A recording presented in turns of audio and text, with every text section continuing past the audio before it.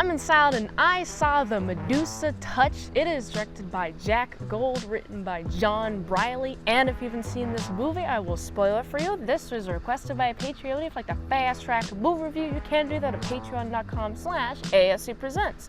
On with the review. This movie starts and we're following a novelist man was murdered, and we're following a detective who's supposed to find out the details of what happened here. This guy is still alive. Wow, how could he be still alive? Interesting premise. All right, here we go. So he's in a hospital and I'm like, dude, you're pretty lucky, man. Good job with surviving a murder attempt. Also, the way that the movie does flashbacks is kind of interesting, right? Because on one hand, it's just random flashbacks whenever it's like, oh, who is this man? This man keeps on insisting he has some sort of psychic powers. Who could he possibly be? Well, oh man, as there's more flashbacks, we learn that the people that he's hated in the past is just miraculously disappeared. Oh wow. And I'm starting to think this is some sort of correlation, causation kind of thing. I don't think this guy really has psychic powers, the ability to just death note somebody on a whim without a death note to write in. What type of power is that? I don't know. Let me know in the comments below. Also got access to his journals, and he journals a lot about his life, including the people that he hates, and then those people are gone, which is a fun concept. I also think it's a breach of privacy and they shouldn't be doing that, but whatever, what are you gonna do? Apparently he's dabbled in a few careers. He used to be a lawyer, which I'm like, I guess if you're a poet now, it's kind of, I see the through line. Lots of words to read to a man who wants to write beautiful poetry with lots of words that he knows because he was a legal man. What's interesting about his career, the more and more that they uncover, the more and more unsettled I get, because it's like, oh, so there seems to be a strong evidence that this guy has some sort of psychic powers. You know, I didn't really expect this. Is this the Medusa touch? Is he Medusa? And then whenever he touches somebody or is like hating on somebody, then they get stoned? Is that what this movie title means? Also, it's the stone at the very, very beginning of the movie that makes me think, oh, this guy's got the Medusa touch, because it's like in his house. Got a nice little thing. Medusa's there. I'm like, okay, I'm liking this. There seems to be a strong theme going on here. And I think this guy is the not really physical manifestation of Medusa, but in a practical sense he is.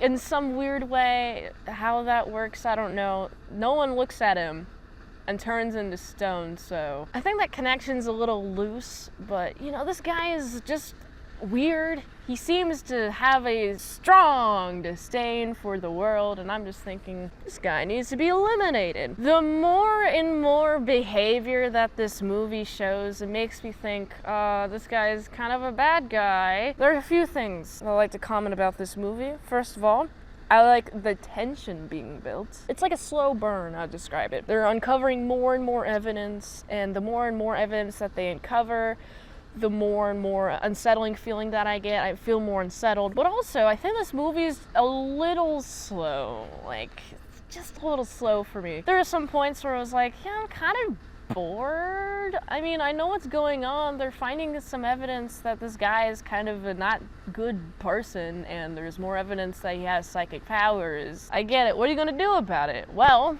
what are they going to do about it? As more and more investigations come up, oh wow, that guy who tried to murder this poet man, he was actually in the right. Wow, we're just gonna pardon him. Also, it seems like there's another one of my detective buddies who wants to murder him. Just flat out, no justice whatsoever.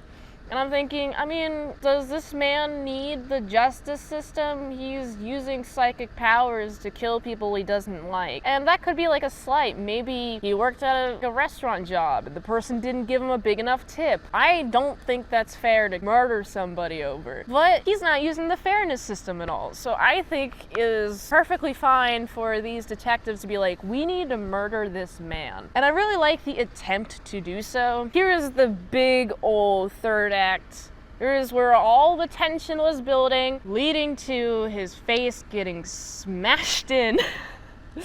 And I was like, this guy must be dead, dude. His face is just all smashed and all over the place, man. It's so much blood just everywhere. And I'm just thinking, did this kill the man? This man is so angry that he's able to affect astronauts about to go to the moon, and also is able to crumble a building. And I saw this building crumbling. I'm like, wait, why is there a crumbling building here? It's against code. You should not have a building this fragile here. You shouldn't. No, you shouldn't. Also, what's fun is this guy is not murdered. He's not murdered. He's in the hospital. He's recovering. And so a couple of detectives have to go towards him. One of the lovers of the detective is like, oh, I'm sorry, I can't deal with him. I'm going to leave a note for you. Hey, here's my final wishes and whatever. I'm going to undead myself. And this guy, at the end, is not defeated. The frickin' poet man,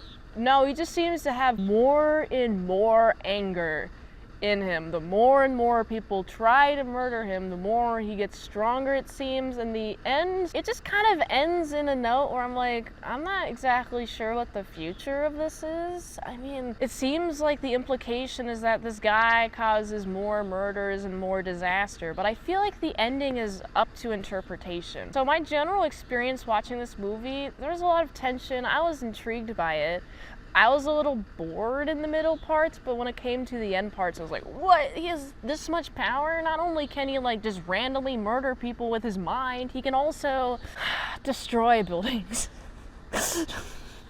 Oh man, it makes me fearful for how much power he has. This movie doesn't even tap how much power he has. This is a fascinating movie. I like the performances of the actors, and I like the concept of it. The execution, it's not my favorite. I don't know how it could have been done something else, but you know, it could have been done a different way. I feel like the flashbacks really hinder the way that the story is told. It kind of is like, oh wow, this is just a random flashback that we're entering. Okay, I guess I'm in a flashback now. I was not expecting it, but otherwise I think it's alright. It's still an alright film. I think I'd give this a solid like 6.9 out of 10. If you like this review, watch another one. The platform really likes that. If you want a fast track movie review, you can do that for $20 redinos at patreon.com/ASEPresents. And if you'd like to help support the daily grindiness of all the daily movie reviews, go to this link tree. By the way, you can help support the daily grind of all the daily movie reviews. So go here. And until next time on Mint Salad Saw, I'll see you later, my salad croutons and bacon bits. Oh, that's the guy. He's coming. I gotta make sure to run away from him.